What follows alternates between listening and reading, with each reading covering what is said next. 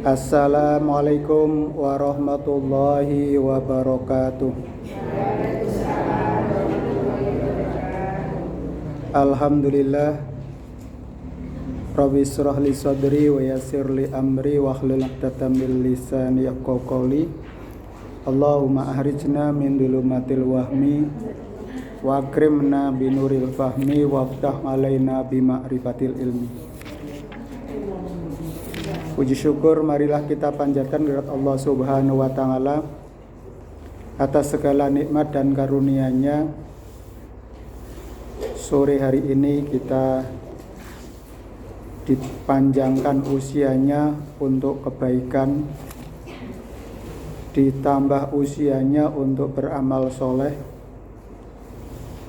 dipanjangkan usianya menghindarkan dari segala bentuk kemaksiatan dan perbuatan dosa.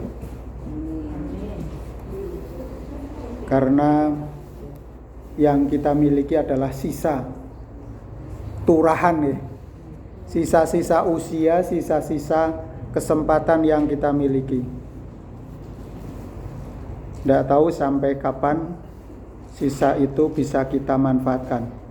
Tapi saat ini adalah ikhtiar kita memanfaatkan dari usia yang Allah anugerahkan kepada kita.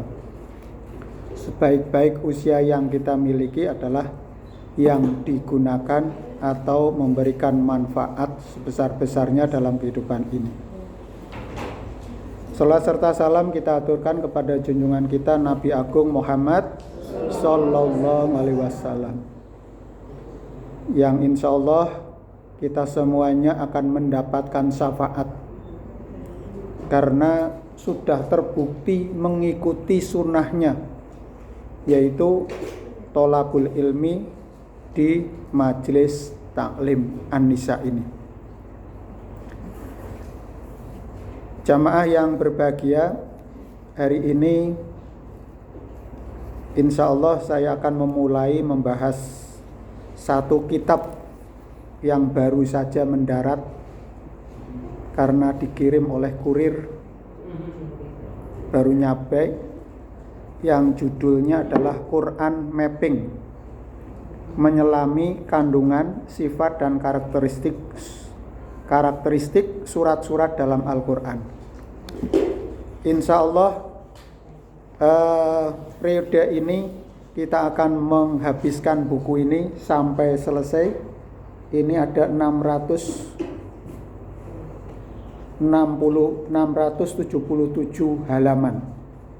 Semoga kita selesai nanti kalau giliran saya. Semakin cepat semakin baik dan semakin tambah ilmu. Nanti kita ganti kitab yang lain.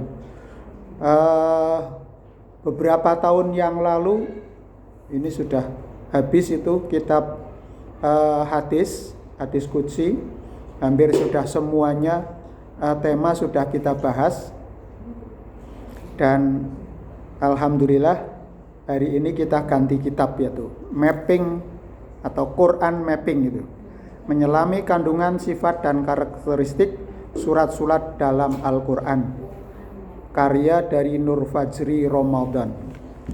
Nah, kita mulai dari surat Al-Fatihah. Surat Al-Fatihah itu adalah surat pertama, turunnya di Mekah, ada 7 ayat. Mungkin kita setiap hari membacanya 17 kali ketika sholat ya. 5 waktu sholat itu 17 rakaat itu. Maka kita menyelami kandungannya. Al-Fatihah itu artinya pembukaan. Sesuai dengan namanya, surat Al-Fatihah merupakan pembuka Al-Quran. Akan tetapi kata Al-Fatihah sendiri tidak terdapat dalam ayat-ayat di dalam surah Al-Fatihah ini. Dan inilah keunikannya. Jadi disebut surat Al-Fatihah, tapi kata-kata Al-Fatihah itu betul wonten. Pasalnya semua nama surat Al-Quran itu diambil dari kata yang tercantum dalam surat itu sendiri, kecuali 2 surat, yaitu surat Al-Fatihah dan surat Al-Ikhlas. Itu tidak ada ayat yang menyebutkan tentang Al-Fatihah dan ayat tentang kata-kata Al-Ikhlas. Tapi itu namanya Al-Fatihah dan surat Al-Ikhlas. Itu di dalam Al-Quran ada 2. Yang lain itu ada di dalamnya. Yasin, jelas itu ayat pertama Yasin. Toha, ayat pertama Toha. Al-Baqarah, di situ ada Al-Baqarah. An-Nisa, di situ ada An-Nisa. Namun Al-Fatihah dan surat Al-Ikhlas itu tidak tercantum di dalam ayat. Dalil surat Al-Fatihah termasuk Makkiyah. Ini surat Makkiyah itu adalah surat yang turun di kota Mekah. Berarti periode awal Nabi Muhammad SAW berdakwah. Nah, beliau berada di sana itu lebih dari 10 tahun dalam perjuangannya di sana. Nah, surat Al-Fatihah terdiri dari 7 ayat. Diturunkan di Mekah berdasarkan surat Al-Hijr, surat yang ke-15 dan ayat yang ke-87. Walaqad atainaka sab'an minal masani wal Qur'anal azim.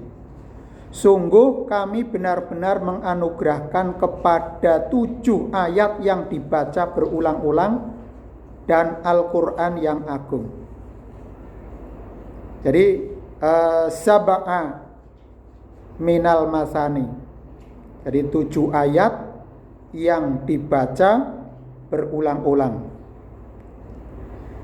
Sungguh kami telah menganugerahkan kepadamu wahai Nabi sab'an minal masani, 7 ayat yang diulang-ulang dan Al-Quran yang mulia. Ini dalam surat Al-Hijr. Dari sini jelas dan ulama menyepakati bahwa surat Al-Hijr termasuk surat Makkiyah yang menyebut bahwa fadilah atau Al-Fatihah sudah diturunkan. Ini juga berarti bahwa Al-Fatihah sendiri pasti Makkiyah. Nah, jadi ciri-ciri surat Makkiyah itu suratnya pendek-pendek. Yang dibicarakan adalah tentang ketauhidan, terutama adalah mengesahkan Allah Subhanahu wa Ta'ala. Jadi membuktikan, menjelaskan tentang keesaan Allah Subhanahu wa Ta'ala, tentang keimanan, tentang hari akhir, tentang qada dan qadar. Nah, intinya surat Makkiyah ini adalah menyebutkan diturunkan di Mekah. Surat Al-Fatihah berdasar urutannya memang turun pada urutan kelima dari daftar turunnya surat-surat Al-Quran. Jadi ada daftar atau 5 daftar urut surat-surat dalam Al-Quran. Yang pertama sebagian surat Al-Alaq. Kemudian surat Al-Qalam. Yang 3 sebagian surat Al-Muzammil. Yang keempat sebagian surat Mudassir. Dan yang kelima 7 ayat yang komplit yaitu surat Al-Fatihah, itu nomor 5. Jadi urutan kelima dari surat Al-Fatihah secara lengkap. Maka surat Al-Fatihah ini adalah surat pertama yang turun secara lengkap jumlah ayatnya. Kalau tadi Al-Alaq itu 5 ayat yang turun pada pertama kali itu dari surat Al-Alaq yang jumlahnya lebih dari 20 ayat lebih. Tapi yang turun di ayat yang pertama, 5 pertama itu menjadi yang pertama. Nah, biasanya ayat itu tidak satu turun semuanya, tapi berangsur-angsur, bertahap, dan menjadi satu redaksi surat yang utuh. Tapi surat Al-Fatihah ini adalah komplit, 7 ayat itu langsung satu surat lengkap. Kita bisa mengetahui bahwa sab'am minal masani yang dimaksud di dalam surat Al-Hijr adalah Al-Fatihah, karena disebut di dalam hadis riwayat Tirmidzi, Nabi SAW bersabda, alhamdulillahi umul Quran wa sab'ul masani. Al-Fatihah itu umul Quran dan sab'an minal masani.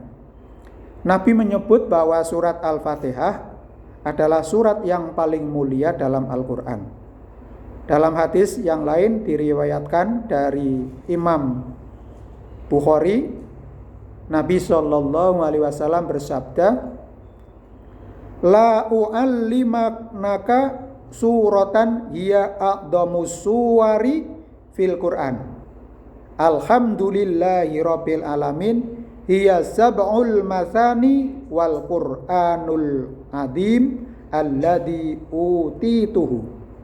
Aku akan mengajarkan kepadamu wahai Abu Sa'id surat yang ia merupakan surat yang paling agung di dalam Al-Quran, yaitu surat Al-Fatihah. Ia adalah sab'ul masani dari Al-Quran agung yang diberikan kepadaku. Ini riwayat Imam Bukhari. Jamaah yang berbahagia, di dalam Al-Quran ada 3 tema besar Al-Quran. Tema besar itu adalah topik besar ya di dalam Al-Quran. Karena surat ini adalah Ummul Quran, induknya Al-Quran, berarti ia mencakup seluruh tema terpenting di dalam Al-Quran. Kita semuanya mengetahui bahwa tema terpenting di dalam Al-Quran ada 3 kelompok besar. Yang pertama adalah akidah, yang kedua syariat, dan yang ketiga kisah. Tadi akidah sudah kami sampaikan. Akidah itu terkait dengan mengesahkan Allah ataupun tentang keyakinan terhadap Allah Subhanahu wa Ta'ala, terhadap ketauhidan atau nilai-nilai ketauhidan, di mana kita hanya percaya kepada Allah, tidak meyakini animisme atau dinamisme, tidak meyakini benda-benda yang mempunyai ajilinui, tidak meyakini roh-roh halus yang ada di berbagai penjuru, yang ada, yang tidak terlihat. Ya, kita meyakini itu adalah makhluk Allah, tapi tidak boleh mengimani bahwa dia punya kuasa yang bisa menyebabkan kita berpengaruh, berdampak. Karena yang punya pengaruh berdampak itu adalah hanya Allah Subhanahu wa Ta'ala. Kalau kita meyakini semacam itu, kita jatuh kepada keyakinan yang terkait dengan iman dan takwa kepada Allah, itu kesyirikan atau kemusyrikan. Kemudian yang kedua syariat ya. Syariat itu adalah segala aturan-aturan yang memang bersumber dari Allah Subhanahu wa Ta'ala, atau titah yang diberikan oleh Allah. Maka itu ada di dalam Al-Quran. Itu adalah firman Allah yang memang untuk diimplementasikan terkait dengan perbuatan-perbuatan manusia yang akan menyebabkan, kalau boleh itu adalah dibolehkan, kalau ada larangan itu adalah yang dilarang. Yang itu larangan bila dilaksanakan akan menyebabkan dosa. Perintah kalau dilaksanakan akan menjadi pahala. Seperti sore hari ini kita diperintahkan untuk tholabul ilmi, menuntut ilmu. Maka kalau kita melaksanakan tholabul ilmi, maka kita akan mendapatkan pahala. Pahala siapa yang ngepek? Ya, yang melakukannya. Siapa yang melakukan, dia akan mengetam atau panen. Demikian juga yang menanam kejelekan, dia akan memetik buah kejelekannya. Man yasroh yahsud. Siapa yang menanam, dia akan mengetam. Kemudian kelompok yang ketiga dari kandungan di dalam Al-Quran adalah tentang kisah Qososul Anbiya atau kisah-kisah. Baik itu kisah-kisah orang-orang soleh, kisah-kisah orang-orang. Oke, Al-Quran itu komplit. Orang bejat, orang rugi, maupun orang yang untung dan kaya raya. Itu ada kisahnya. Ada di dalam hikayat atau di dalam informasi kisah-kisah yang ada di dalam Al-Quran. Nanti ke depan insya Allah mungkin kita akan sampai pada kisah-kisah itu. Nanti satu persatu ada di kandungan ayat-ayat Al-Quran yang ada. Mungkin akan kita kisah Adam, kisah manusia pertama, kisah manusia terakhir, Kanjeng Nabi Muhammad SAW sebagai pembawa risalah, kisah para nabi-nabi dan rasul, kemudian kisah orang-orang soleh seperti siapa? Kalau dari kalangan perempuan sinten Bu yang kisahnya di dalam Al-Quran? Aisyah ya, istri Fir'aun. Jadi kalau ada pasangan kita ataupun pasangan kehidupan, kok ada rumah tangga itu yang bertolak belakang, ya ada kisahnya. Nah, maka kita bisa mengambil iktibar, mengambil contoh, mengambil hikmah dari adanya kisah-kisah itu. Ya, mungkin kita akan sampai pada kisah-kisah itu, tapi ini sebagai garis besarnya. Nah, kembali tadi tentang akidah ya. Akidah berarti hal-hal terkait dengan rukun iman yang 6 gitu. Rukun iman yang 6. Pertama, iman kepada Allah. Nah, iman kepada Allah itu kita tidak boleh menduakan, termasuk menduakan diri kita. Nah, memposisikan diri kita seperti halnya Tuhan. Nah, tidak boleh. Atau menuhankan nafsu kita, hawa nafsu kita turuti ya. Maka kalau kita menuruti hawa nafsu bukan kesuksesan, tapi kehancuran diri kita. Makanya kita harus mengimani Allah Subhanahu wa Ta'ala yang wajib kita sembah, tidak ada yang lain. Yang kedua, iman kepada malaikat. Malaikat-malaikat yang senantiasa memantau kita. Kita itu sudah dilengkapi dengan recorder. Kalau pesawat itu ada namanya black box, kotak hitam yang bisa merekam semua percakapan dari pilot sampai awak ataupun semua orang yang ada di dalam pesawat itu bisa terekam dialog-dialognya. Maka kita disertai malaikat mungkar dan nakir yang mencatat kebaikan dan mencatat keburukan kita. Maka ini sebenarnya kita itu ya CCTV jalan itu. CCTV yang memantau diri kita sendiri itu. Kalau sekarang kita pergi ketika bawa HP itu bisa dilacak.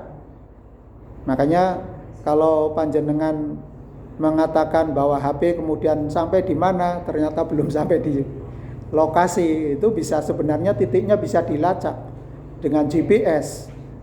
Ketika tersambung dengan kita terkonek punya aplikasi di situ, di mana aplikasi itu masuk nomor HP kita, maka HP kita itu bisa terlacak. Sebenarnya pelaku kejahatan itu gampang ditangkap. Persoalannya yang punya otoritas nangkap kejahatan itu, ya dia adalah bapaknya penjahat. Makanya dia melindungi. Itulah ini dunia itu. Makanya ya itu antara baik dan buruk itu setiap hari bersaing atau berlomba mempengaruhi kita. Jadi itu iman kepada malaikat nggih. Nanti kapan-kapan malaikat itu ada berapa, bagaimana ciri-cirinya, mungkin akan sampai kita bahas di kedepannya. Kemudian iman kepada kitab suci. Nah, kalau kita makhluk diciptakan, manusia aja atau semua benda yang kita buat itu ada manual cara penggunaannya. Tentu sama juga kita manusia diciptakan oleh Allah disertakan dengan manual yang harus dilaksanakan, yaitu Al-Quran. Kitab suci itu diturunkan sesuai dengan masa atau periodenya masing-masing. Maka kalau Musa itu adalah suhufi Ibrahim wa Musa ya. Ibrahim itu tidak ada kitab sucinya.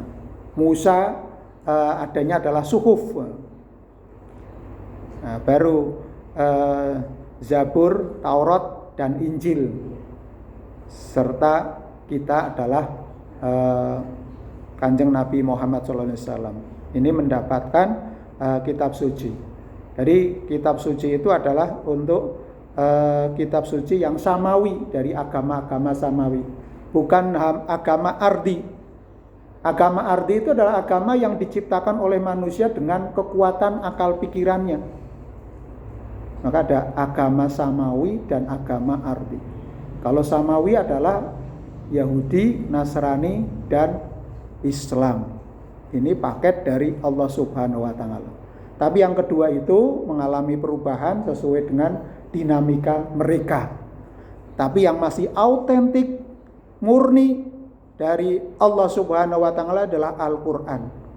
Makanya sekarang menjamur rumah-rumah tahfidz ataupun pendidikan Al-Quran yang menghafal Al-Quran. Nah, ini adalah dalam rangka Allah sendiri yang akan menjaganya. Itu Allah berfirman bahwa Al-Quran itu diturunkan oleh Allah dan Allah sendiri yang menjaganya. Ya, diantaranya adalah Al-Quran sudah terdokumentasikan, sudah terbukukan di zaman modern ini, sudah aplikasinya luar biasa.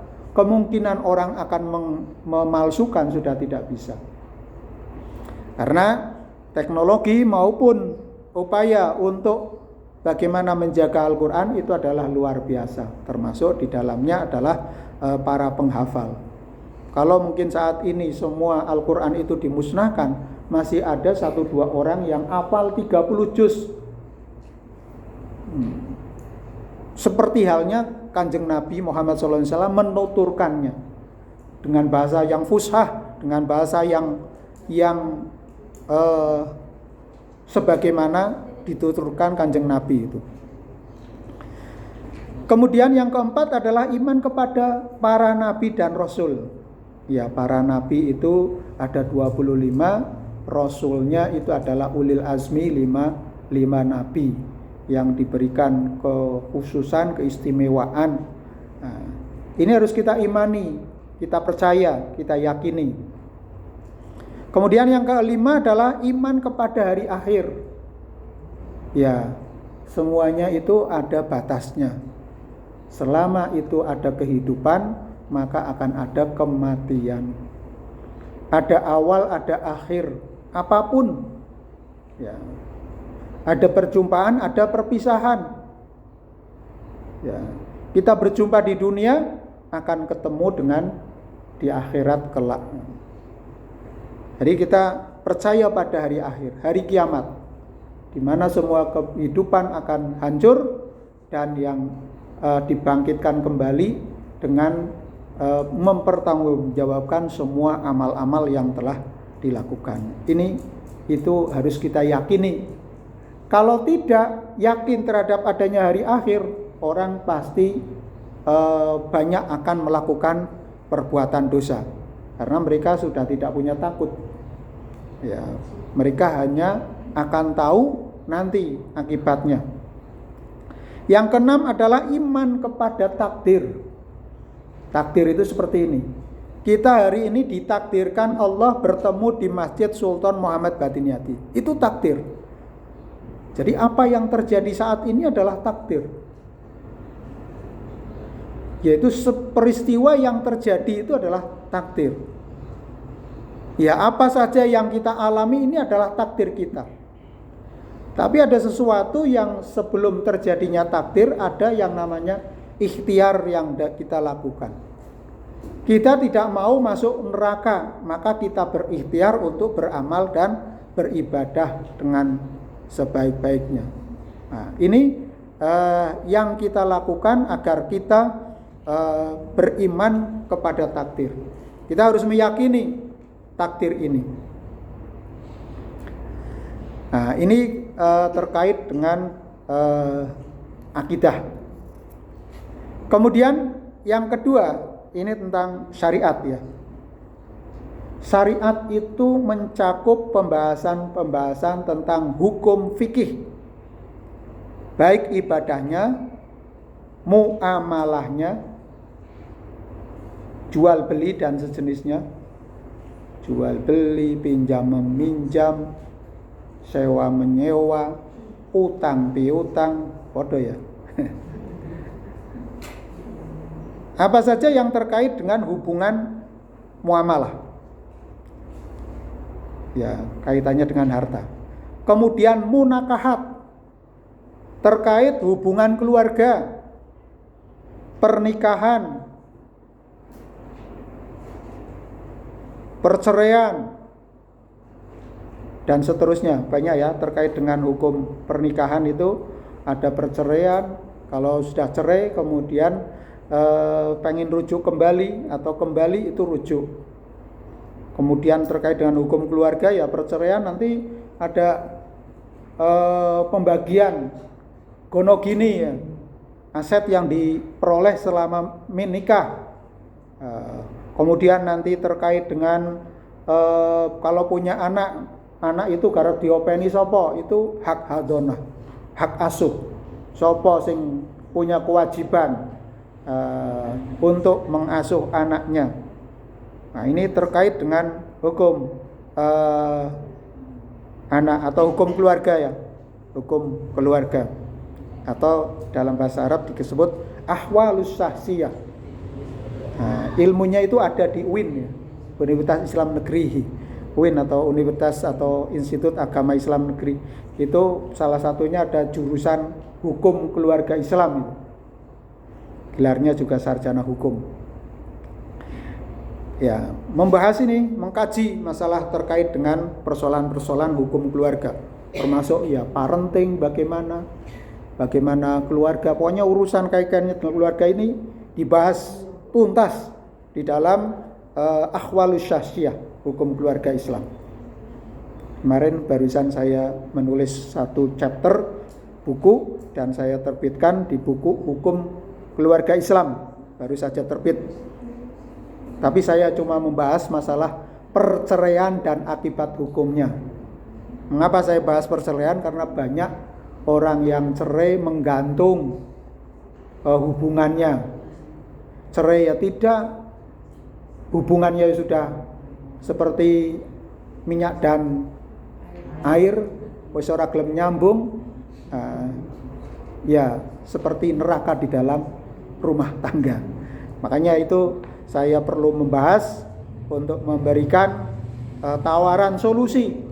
Kalau memang sudah cocok, tidak cocok, udah.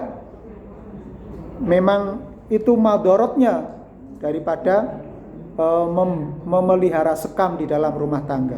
Kalau memang perceraian itu adalah cara yang terbaik, ya lakukanlah.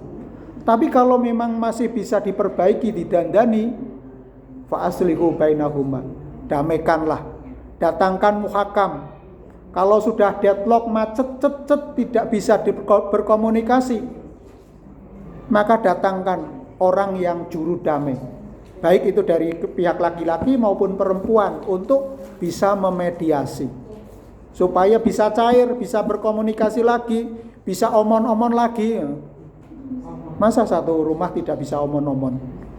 Nah, kan repot itu. Nah, ini terkait dengan hukum keluarga. Kemudian syariat itu terkait hukum pidana. Pidana itu ya jinayah. segala sesuatu yang terkait dengan pelanggaran-pelanggaran hukum. Ya, termasuk juga perzinahan, hubungan di luar menikah, ini terkait dengan perzinahan. Hukum mungkin mencuri, korupsi. Nah, kalau di dalam hukum pidana itu ada potong tangan dan lain-lain. Ini urusannya yang terkait dengan jinayah atau hukum pidana. Syariat yang mengatur tentang bagaimana hukum publik atau hukum terkait dengan tindak pidana itu diatur di sini. Kemudian hukum-hukum politik. Nah, ini terkait dengan politik itu juga diatur di dalam syariat. Bagaimana memilih pemimpin? Apakah kita boleh memberontak? Kalau memberontak itu bagaimana? Nah, ini adalah urusan-urusan yang terkait dengan politik. Maka politik itu adalah urusan-urusan yang menyangkut masyarakat lebih luas. Karena pemimpin itu adalah yang semua orang itu akan dimintai pertanggungjawaban ya. Kulukum ra'in wa kulukum mas'ulun an ra'iyatihi. Setiap orang itu adalah pemimpin, dia akan menjadi penanggung jawab dalam semua apa yang dilakukan. Kita menjadi pemimpin di rumah tangga kita, tapi itu bukan politik, itu kembalinya adalah hukum keluarga. Tapi kalau yang kaitannya dengan politik, itu adalah yang berkaitan dengan akses publik atau masyarakat. Nah, jadi seperti halnya bagaimana hak-hak warga negara, apakah kemiskinan itu siapa yang bertanggung jawab, bagaimana hak seseorang di dalam memilih pemimpin. Ini urusan-urusan yang kaitan dengan politik atau syariat yang terkait dengan siasah syariah. Kemudian beragam hukum lainnya. Ini masalah-masalah hukum syariah itu banyak sekali tentang hukum, baik termasuk juga hukum internasional, hukum militer ya, atau tentang perang dan lain-lain ya. Kemudian syariat itu tema akhlak pasti juga termasuk di dalamnya, yaitu seperti adab makan dan minum, qadha tentang peradilan, bagaimana saksi, bagaimana para pihak yang berperkara di dalam pengadilan, bagaimana hakimnya, hakim itu dalam menjalankan hukum itu bagaimana. Ini semuanya adalah soal-soal yang terkait dengan syariat Islam. Kemudian tema yang besar yang ketiga adalah kisah ya. Tadi sudah dicuplik di depan, kisah tentang peristiwa yang sudah terjadi, baik orang soleh maupun yang tidak soleh. Ya tadi ya, ada orang-orang yang tidak soleh ya, seperti Fir'aun, seperti Abu Lahab. Nah, itu cerita-cerita yang ada di dalam Al-Quran. Para nabi maupun selain nabi. Jadi orang-orang soleh yang dari kalangan nabi, rasul maupun bukan nabi ya, seperti tadi Luqman Al-Hakim, kemudian kisah Ashabul Kahfi.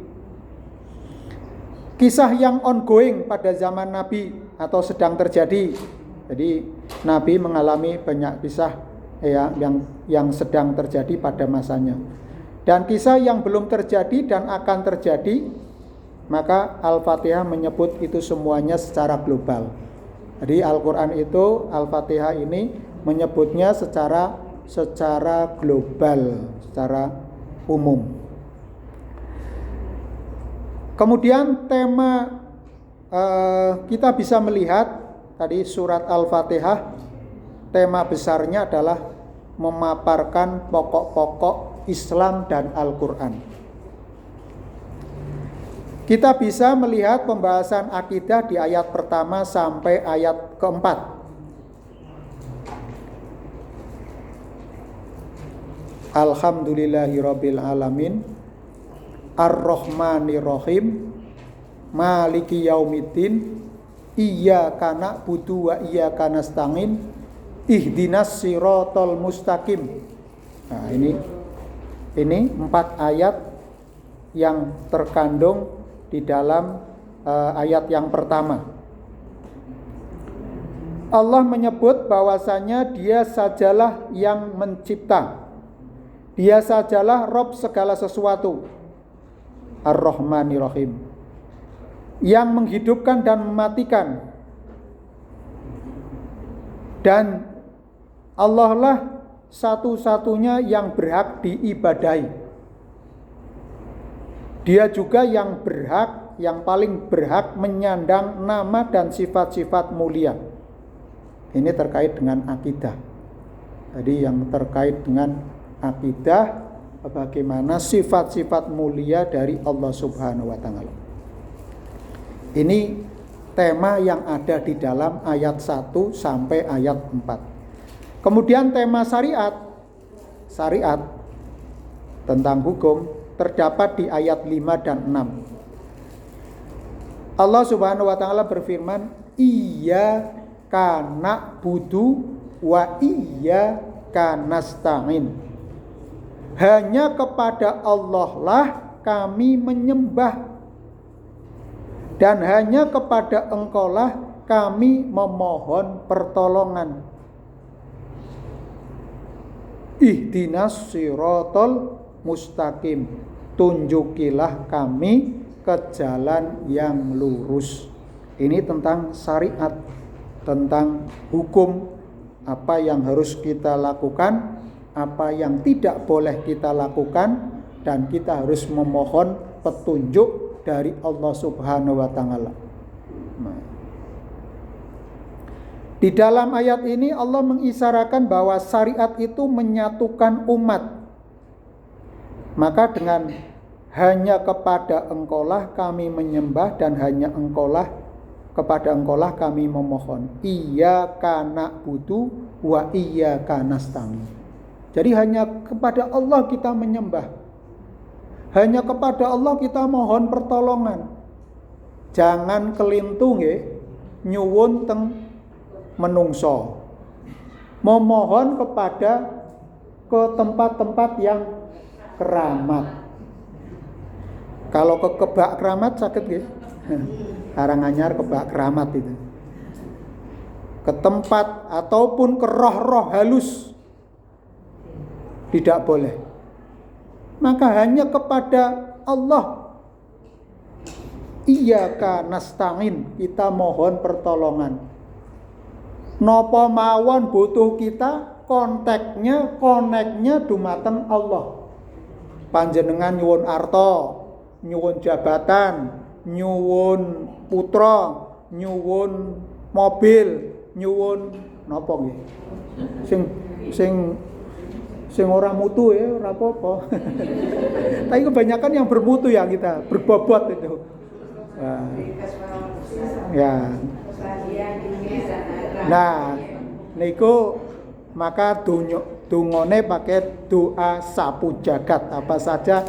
Yes, kita enggak mau merinci senapa pewe panjenengan kula tampi ikhlas. Diberikan anugerah yang besar kita syukuri, yang kecil juga kita syukuri. Karena itu akan menjadi keberkahan.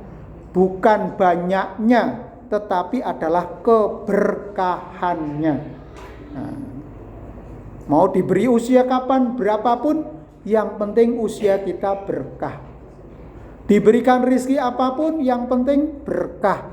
Jadi kita bisa ngerasake rekosone bekerja, kita nikmati dengan kita syukuri. Kita qanaah. Dikasih banyak ya bisa kita manage, dikasih sedikit ya bisa kita kelola dengan sebaik-baiknya, setiti dan ngati-hati. Jadi iyyaka na'budu wa iyyaka nasta'in. Nah, ini menunjukkan pentingnya ibadah dan pentingnya isti'anah.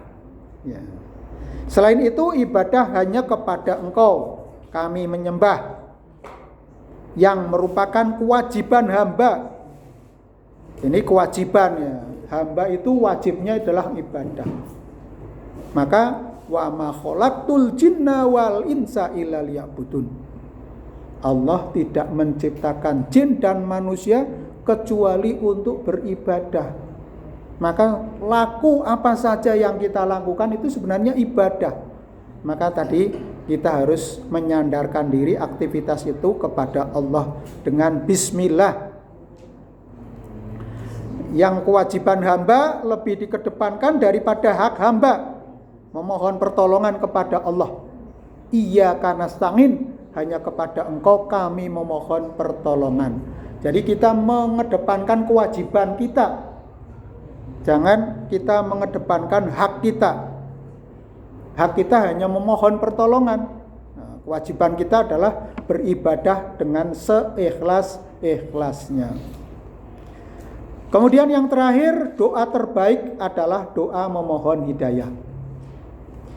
Kita juga diajari bahwa doa merupakan bagian penting dari syariat yang termulia, adalah doa meminta hidayah. Maka di surat Al-Fatihah ini, ihdinas siratal mustaqim, ya Allah bimbinglah kami ke jalan yang lurus. Tidak sembarang hidayah, tetapi hidayah berupa jalan yang lurus. Berdoa meminta hidayah secara berulang-ulang. Jadi kalau kita berdoa minta itu ya ojo sekali, berkali-kali, berulang-ulang. Karena itu adalah sebagai senjata kita. Ad-du'a'u silahul mu'minin. Senjatane wong mukmin kuwi ya kur donga. Donga saja Pak, doa terus sebanyak-banyaknya, doa berulang-ulang. Kok diwaca terus Robbana atina fid dunya hasanah. Robbana atina fid dunya hasanah wa fil akhirati hasanah wa qina adzabannar. Sambil ngepel saged Bu, srok-srok Robbana atina fid dunya hasanah, sambil gosok Robbana atina, sambil, yang penting tidak di kamar mandi. Nggih. Apa? Aku gosok kok dhewean, saged niku nggih berdendang sambil berdoa memohon kepada Allah. Bukan berarti belum mendapatkan hidayah sampai harus meminta berkali-kali. Tidak, sebab hidayah memang harus terus diminta agar kita terus teguh di atasnya. Perlu diketahui, hidayah tidak sebatas masuk Islam, tetapi ada juga hidayah untuk terus beramal soleh. Kita terus terinspirasi, pengennya baik, inginnya berinfak, beramal. Orang nek kesempatan untuk berbuat dosa. Kalau ada kesempatan berbuat dosa, hidayah itu adalah hilang dari kita. Maka kita harus terus memohon kepada Allah. Pulang, pergi, terus berzikir kepada Allah. Apapun yang kita lakukan ada doanya. Minimal adalah bismillah tadi. Nah, itu adalah doa yang kita. Orang ngerti ya, rapal doane dawa banget. Cari doa yang pendek, bismillah dan alhamdulillah. Ya, selesai alhamdulillah, ya Allah, ki pengajian meh rampung kurang 5 menit. Alhamdulillah itu. Jadi hidayah itu diperoleh secara terus-menerus. Berdoa itu terus-menerus, tidak ada kendatnya. Ya, sebab ancaman kita, rongrongan kita, godaan kita itu, setan itu senantiasa mengajak kita kepada kejahatan. As-syaitonu ya'muruna bil munkar. Setan itu mengajak kemungkaran. Sebaliknya mencegah kebaikan. Nanti kita sampai pada ayat itu ya. Jadi hidayah untuk terus-menerus menyembah Allah dan seterusnya. Kalau sekarang trennya itu Sustainable Development Goals ya. Maka kita adalah juga sustainable hidayah Allah ya. Hidayah Allah itu hadir kepada diri kita dan keluarga kita secara terus-menerus, jangan sampai terputus. Sampai tadi wala tamutunna illa wa antum muslimun. sampai kita dipanggil oleh Allah Subhanahu wa taala. Terakhir adalah tentang kisah. Setelah ihdinas siratal mustaqim, doa yang kami aminkan nanti, kemudian ada kisah jalan orang-orang yang diberi nikmat, teladan utama kita, serta jalan orang-orang yang dimurkai dan jalan orang-orang yang disesatkan. Itu penutup waladhdallin. Iyyaka na'budu wa iyyaka nasta'in ihdinas siratal mustaqim siratal ladzina an'amta alaihim, orang-orang yang diberikan nikmat oleh Allah. Kita ini yang akan diberikan nikmat oleh Allah. Dan ghairil maghdubi alaihim waladdallin, dan informasi kisah-kisah orang-orang yang akan diberikan siksaan oleh Allah. Maka komplit isi Al-Quran secara garis besar di surat Al-Fatihah adalah ada akidah, ada syariah, ada kisah. Maka kita lanjutkan kisah berikutnya pada pertemuan berikutnya. Mekaten ingkang saged kula aturaken kupat siram santen sedaya kelepatan kawula nyuwun pangapunten. Billahi taufik wal hidayah. Wassalamualaikum warahmatullahi wabarakatuh.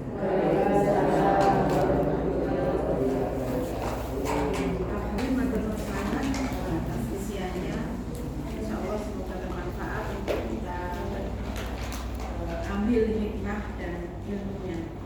Mohon kita tutup pertemuan pada hari ini dengan bacaan hamdalah dan doa penutup. Alhamdulillahirabbil alamin.